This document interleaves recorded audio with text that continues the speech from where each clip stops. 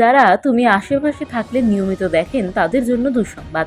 টেলিপাড়ায় খবর, এসবিএফ প্রযোজিত ধারাবাহিকটি শীঘ্রই বন্ধ হয়ে যাচ্ছে। গত সেপ্টেম্বরে ধারাবাহিকের সম্প্রচার শুরু হয়। প্রথম থেকেই রেটিং চার্টের প্রথম 10-এ জায়গা করে নিয়েছিল মেগাটি। এই ধারাবাহিকের হাত ধরেই 1.5 বছর পরে ছোট পর্দায় ফেরেন রোহন ভট্টাচার্য। ছোট পর্দায় প্রথম পা রাখেন অঙ্গনা রায়। এত কিছুর পরে মাত্র 8 মাসে কেন বন্ধ হয়ে যাচ্ছে তুমি আশেপাশে থাকলে? গুঞ্জন অঙ্গনার অনুপস্থিতিতেই নাকি ধারাবাহিক শেষের নেপথ্য কারণ। মাসখানেক আগে আচমকাই অসুস্থ হয়ে পড়েন ধারাবাহিকের নায়িকা পারো অঙ্গনা। সেই সময় এক প্রকার বাধ্য হয়ে সরে যাচ্ছেন তিনি অসুস্থতার জন্য, কারণ চিকিৎসকের নির্দেশ তাকে টানা বিশ্রামে থাকতে হচ্ছে।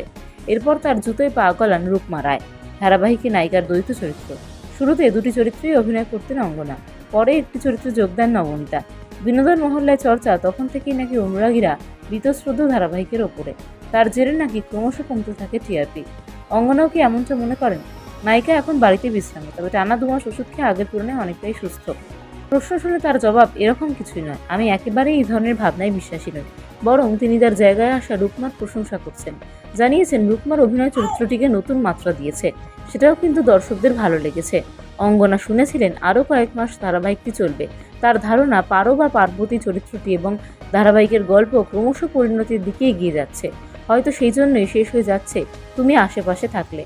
দেব পারোর ভালোবাসার এই ধারাবাহিকের পটভূমি ছিল, যা দেখে এক ভিন্ন স্বাদের ভালোবাসার গল্পের আঁচ পেয়েছিলেন দর্শক। এখন গল্পে পার্বতী আইপিএস আধিকারিক। দেব গুরুতর অসুস্থ অবস্থায় রয়েছে নায়িকার খালি পড়ে থাকা গ্রামের বাড়িতে। এই দৃশ্য দেখে দর্শক যে ফের শরৎচন্দ্র চট্টোপাধ্যায়ের দেবদাসের সঙ্গে মিল খুঁজে পাচ্ছেন, এই কথায় সায় দিয়েছেন অঙ্গনাও। তার যুক্তি, সত্যি যদি দর্শক মিল খুঁজে পান তাহলে আমাদের অভিনয় সার্থক। শুরু থেকে এই ভাবনা ধরেই গল্প এগিয়েছে, শুনে ভালো লাগছে। যারা তুমি আশেপাশে থাকলে নিয়মিত দেখেন তাদের জন্য দুঃসংবাদ। টেলিপাড়ায় খবর, এসবিএফ প্রযোজিত ধারাবাহিকটি শীঘ্রই বন্ধ হয়ে যাচ্ছে। গত সেপ্টেম্বরে ধারাবাহিকের সম্প্রচার শুরু হয়। প্রথম থেকেই রেটিং চার্টের প্রথম 10-এ জায়গা করে নিয়েছিল মেগাটি। এই ধারাবাহিকের হাত ধরেই 1.5 বছর পরে ছোট পর্দায় ফেরেন রোহন ভট্টাচার্য। ছোট পর্দায় প্রথম পা রাখেন অঙ্গনা রায়। এত কিছুর পরে মাত্র 8 মাসে কেন বন্ধ হয়ে যাচ্ছে তুমি আশেপাশে থাকলে? গুঞ্জন অঙ্গনার অনুপস্থিতিতেই নাকি ধারাবাহিক শেষের নেপথ্য কারণ। মাসখানেক আগে আচমকাই অসুস্থ হয়ে পড়েন ধারাবাহিকের নায়িকা পারো অঙ্গনা। সেই সময় এক প্রকার বাধ্য হয়ে সরে যাচ্ছেন তিনি অসুস্থতার জন্য, কারণ চিকিৎসকের নির্দেশ তাকে টানা বিশ্রামে থাকতে হচ্ছে। এরপর তার জুতোয় পা গলান রুকমা রায়, ধারাবাহিকে নায়িকার দ্বৈত চরিত্র। শুরুতে দুটি চরিত্রেই অভিনয় করতেন অঙ্গনা, পরে একটি চরিত্রে যোগ দেন নবনীতা।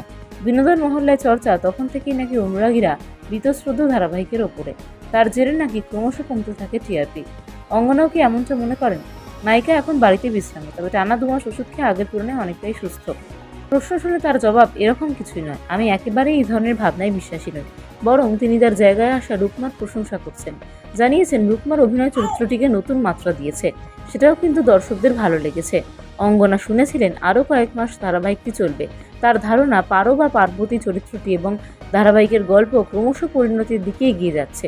হয়তো সেই জন্যই শেষ হয়ে যাচ্ছে তুমি আশেপাশে থাকলে। দেব পারোর ভালোবাসার এই ধারাবাহিকের পটভূমি ছিল, যা দেখে এক ভিন্ন স্বাদের ভালোবাসার গল্পের আঁচ পেয়েছিলেন দর্শক। এখন গল্পে পার্বতী আইপিএস আধিকারিক।